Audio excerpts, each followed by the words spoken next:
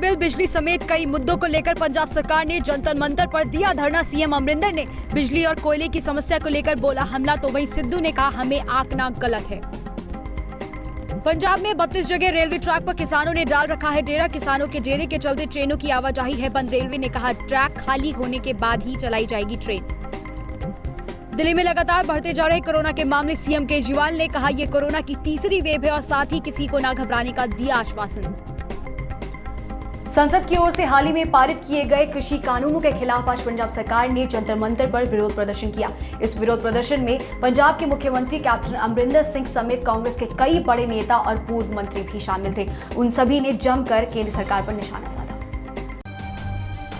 राष्ट्रपति की ओर से मुलाकात के लिए समय देने से मना करने के बाद पंजाब के मुख्यमंत्री कैप्टन अमरिंदर सिंह बुधवार को दिल्ली के जंतर मंतर पर धरने पर बैठ गए हैं। कैप्टन अमरिंदर सिंह के साथ यहां पर नवजोत सिंह सिद्धू के साथ ही सभी मंत्री और कांग्रेसी विधायक धरना दे रहे हैं। वहीं सीएम अमरिंदर सिंह ने कहा कि हम परेशानी नहीं चाहते, हमारे यहाँ ट्रेन बंद किए हुए हैं, किसान सिर्फ 2 मुख्य सड़कों पर हैं, बाकी जगह ट्रेन चला दो।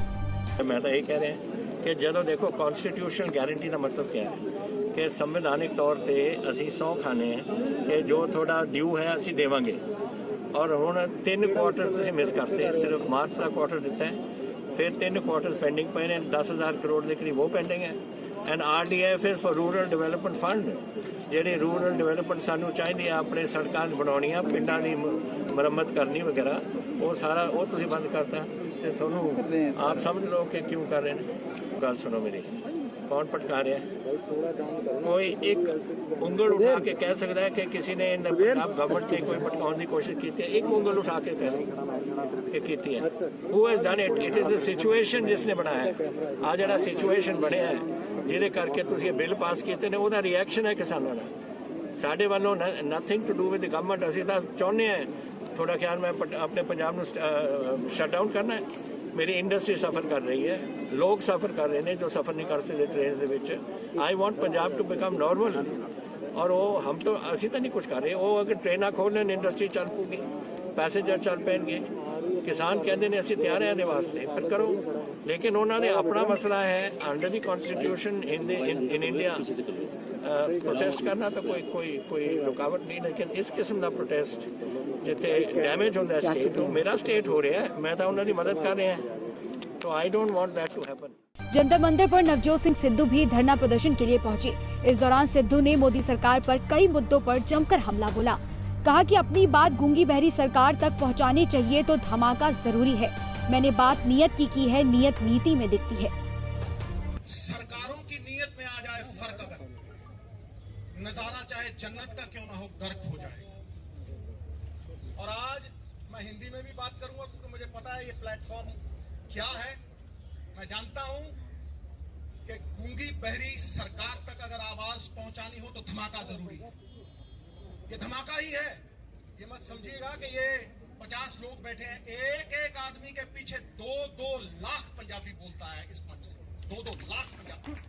और अगर कोई MP बैठा है तो 15 लाख लोग उसके पीछे बोलते हैं। तो ये हीरे हैं, ये पंजाब के चुने हुए नुमाइंदे।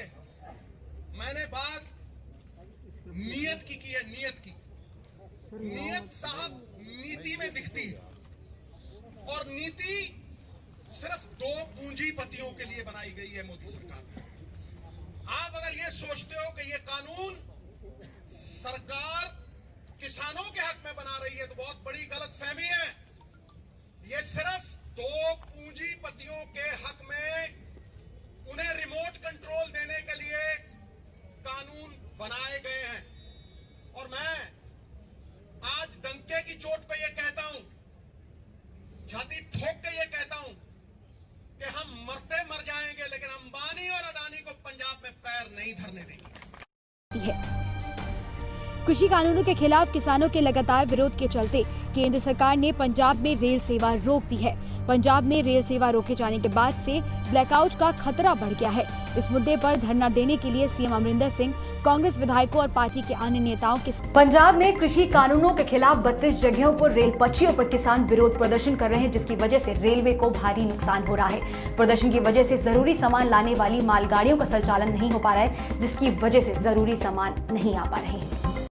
कृषि कानूनों के खिलाफ पंजाब में किसानों का विरोध प्रदर्शन जारी है। राज्य में 32 जगह किसान संगठन रेल ट्रैक पर बैठे हैं।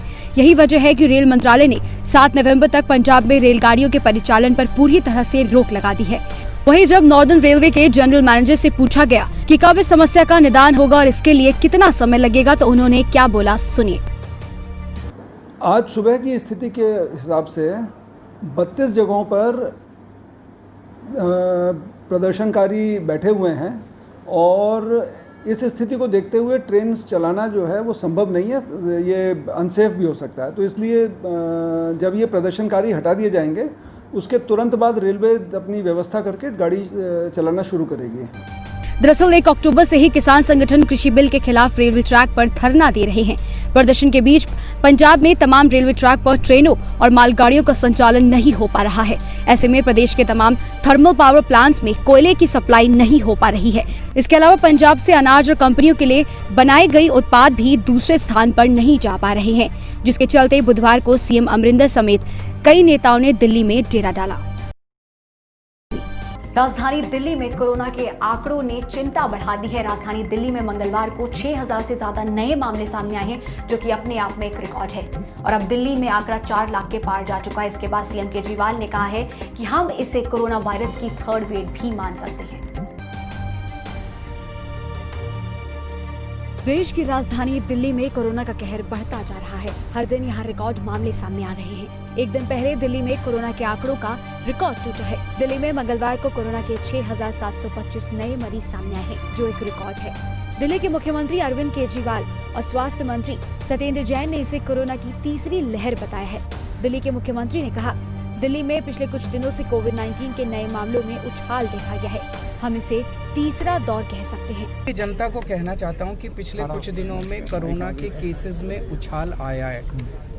मैं समझता हूं कि ये 3rd वेव इसको हम कह सकते हैं, बिकॉज सितंबर एंड और अक्टूबर के बिगिनिंग में नीचे आने चालू हो गए थे, 3000 के भी नीचे पहुंच गए थे केसेस। हम लगातार स्थिति के ऊपर नज़र रखे हुए हैं। मैं केवल ये कहना चाहता हूँ कि घबराने की ज़रूरत नहीं है। हम लगातार स्थिति पे नज़र रखे हुए हैं। जो भी कदम उठाने की ज़रूरत पड़ेगी हम उठाएंगे। जो आईसीयू बेड्स की कमी है, हमने बीच में आईसीयू बेड्स बढ़ाए थे कोरोना के लिए, लेकिन दिल्ली हाई कोर्ट ने अनफॉर्चुनेटली स्टे लगा दिया। आज हम सुप्रीम कोर्ट जा रहे हैं उस स्टे को विकेट कराने के लिए, ताकि वो कमी दूर की जा सके। अभी फ़िलहाल बेड्स की कोई कमी नहीं है। अभी फ़िलहाल जो मेडिकल इंफ्रास्ट्रक्चर है उसकी कोई कमी नहीं है। केवल कुछ चंद प्राइवेट हॉस्पिटल्स के अंदर, जो सबसे बड़े बड़े प्राइवेट हॉस्पिटल्स हैं, उनके अंदर आईसीयू बेड्स विद वेंटिलेटर्स की कुछ कमी नज़र आ रही है, लेकिन हम 1-2 दिन के अंदर इसको ठीक करने की कोशिश करेंगे। मैं उम्मीद करता हूं कि सुप्रीम कोर्ट में ये स्टे वेकेट हो जाएगा तो ये कमी भी दूर हो जाएगी। तो हम पूरी तरह से, हमारा मेन मकसद है कि लोगों को अगर बीमार पड़ते हैं तो उनको उचित सुविधा मिले, उनको उचित इलाज मिले, और जो डेथ है कोरोना की वजह से वो कम से कम रहनी चाहिए। वो अभी फिलहाल कंट्रोल में है। सीएम केजरीवाल ने लोगों से अपील की कि किसी को घबराने की जरूरत नहीं है। साथ ही ये भी कहा कि बेड्स की कोई कमी नहीं है और मेडिकल इंफ्रास्ट्रक्चर की भी। इस बीच राष्ट्रीय राजधानी में मंगलवार को कोरोना वायरस के संक्रमण के एक दिन में सर्वाधिक 6725 नए मामले सामने आने के बाद संक्रमितों का कुल आंकड़ा 4 लाख के पार पहुंच गया है। दिल्ली में पहली बार कोरोना के 6000 से अधिक नए मामले सामने आए हैं। इसके पहले शुक्रवार को दिल्ली में संक्रमण के 5891 नए मामले सामने आए थे। राजधानी में संक्रमण के कारण मंगलवार को 48 और मरीजों की मौत के बाद मृतक संख्या बढ़कर 6652 हो गई है। सर्दियों की दस्तक के साथ ही दिल्ली एनसीआर में वायु प्रदूषण में बढ़ोतरी देखी जा रही है। दिल्ली एनसीआर में स्मॉग छाया रहा और कई इलाकों में हवा की गुणवत्ता भी बेहद खराब दर्ज की गई है। दीपावली से पहले ऐसा नजारा देखकर लोगों के दिलों में डर सा बैठ गया है। देखिए पूरी रिपोर्ट। देश की राजधानी दिल्ली में वायु गुणवत्ता धीरे धीरे बेहद खराब होती जा रही है। इससे लोगों का स्वच्छ हवा में सांस लेना दूभर हो गया है। प्रदूषण का आलम यह है कि कई जगहों पर विजिबिलिटी काफी कम हो गई है। वहीं बुधवार को सुबह सुबह धुंध छाने की वजह से राजधानी दिल्ली समेत कई जगहों पर साफ साफ दिखाई देना मुश्किल हो गया। राजधानी दिल्ली में सुबह से धुंध इस कदर छाई हुई है कि लोगों को रास्ता भी ठीक से दिखाई नहीं दे रहा। धुंध ने ऐसी चादर बिछाई कि राष्ट्रपति भवन भी ठीक से दिखाई नहीं दे रहा। साथ ही 43 मीटर ऊंचे इंडिया गेट भी धुएं की चादर से ढक गया। वो पराली जलाता है उसको खुद कितना प्रदूषण बर्दाश्त करना पड़ता है, पूरे गांव को कितना प्रदूषण बर्दाश्त करना पड़ता है। आसपास के राज्यों की सरकारों ने उनके लिए कुछ भी नहीं किया, किसानों के लिए, और किसान अपनी फसल जलाने के, स्टबल जलाने के लिए, पराली जलाने के लिए मजबूर हुआ, और वो सारा धुआं पूरे उत्तर भारत में फैल जाता है। तो इस दिशा में पूसा इंस्टीट्यूट के साथ मिलकर दिल्ली सरकार ने इस बार एक अहम कदम उठाया है। दिल्ली के सारे खेतों के अंदर हम लोगों ने, पूसा इंस्टीट्यूट ने जो बायोडिकम्पोजर केमिकल बनाया था वो छिड़काव किया। 13 तारीख को छिड़काव किया था, आज 4 तारीख है, और आज हम यहाँ पे जब खड़े हैं तो वो पूरा का पूरा सारा पराली गल चुकी है, बिल्कुल खाद में कन्वर्ट हो चुकी है, और अब इसकी बुआई का काम शुरू हो सकता है यहाँ पे खेतों के अंदर। तो अब दिल्ली के लोगों ने, पहली बार दिल्ली के लोगों ने पूसा इंस्टीट्यूट के साथ मिलके एक समाधान दिया है पराली का। जो अभी तक कहा जा रहा था कि क्या करें, हो नहीं सकता, ये है वो है, सब्सिडी, किसी तरह इतना सस्ता समाधान है और इतना अच्छा समाधान है कि पराली जो है वो अब खाद में कन्वर्ट हो रही है। तो मैं उम्मीद करता हूँ कि ये आखिरी साल होगा जब हम ये प्रदूषण बर्दाश्त कर रहे हैं। अब किसी सरकार के पास कोई बहाना नहीं है अपने किसानों को तंग करने का। मौसम में बढ़ रही नमी और छा रहे स्मॉग के कारण जनपद की हवा जहरीली होती जा रही है। ऐसे में नागरिकों को सांस लेने में परेशानी होने लगी है, आंखों में जलन भी महसूस हो रही है। दिल्ली में बढ़ता प्रदूषण देखते हुए एंटी स्मॉग गन लगाए हैं, जिसके माध्यम से पानी का छिड़काव किया जा रहा है ताकि लोगों को प्रदूषण से राहत मिल सके। बता दें कि दिल्ली और उसके आसपास के इलाकों में हर साल सर्दियों की आहट होते ही वायु प्रदूषण के स्तर में काफी बढ़ोतरी हो जाती है। वायु प्रदूषण की मुख्य वजह किसानों का पराली जलाया माना जाता है। गाजियाबाद की झुग्गियों में देर रात अचानक आग लग गई। आग देखते ही देखते इतनी ज्यादा बढ़ गई कि 500 झुग्गियों को अपनी चपेट में ले लिया। आग इतनी भयावह इसलिए हो गई क्योंकि कुछ झुग्गियों में स्क्रैप के गोदाम है जिसमें पॉलिथीन और वेस्ट मटेरियल स्टोर किए जाते हैं। इस वजह से आग बेकाबू हो गई। देखिए पूरी रिपोर्ट। दिल्ली से सटे उत्तर प्रदेश के गाजियाबाद जिले में मंगलवार शाम एक बड़ा हादसा हो गया। गाजियाबाद के एक स्लम एरिया में भीषण आग लग गई। देखते ही देखते आग काफी बड़े इलाके तक फैल गई। पन्नी प्लास्टिक की कतरन होने से आग ने विकराल रूप ले लिया। आनन फानन में लोग शोर मचाते हुए परिवार और कुछ सामान लेकर भागे। धमाके के साथ गैस सिलेंडर फटने लगे।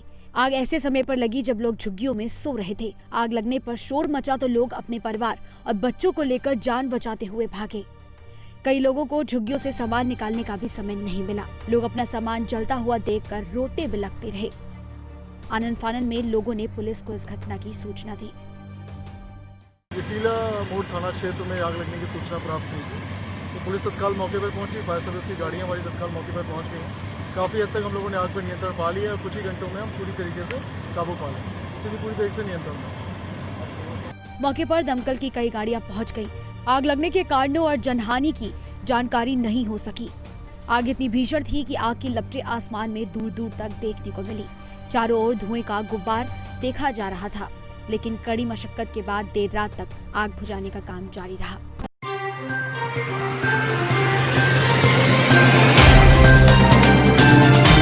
Subscribe now and press the bell icon.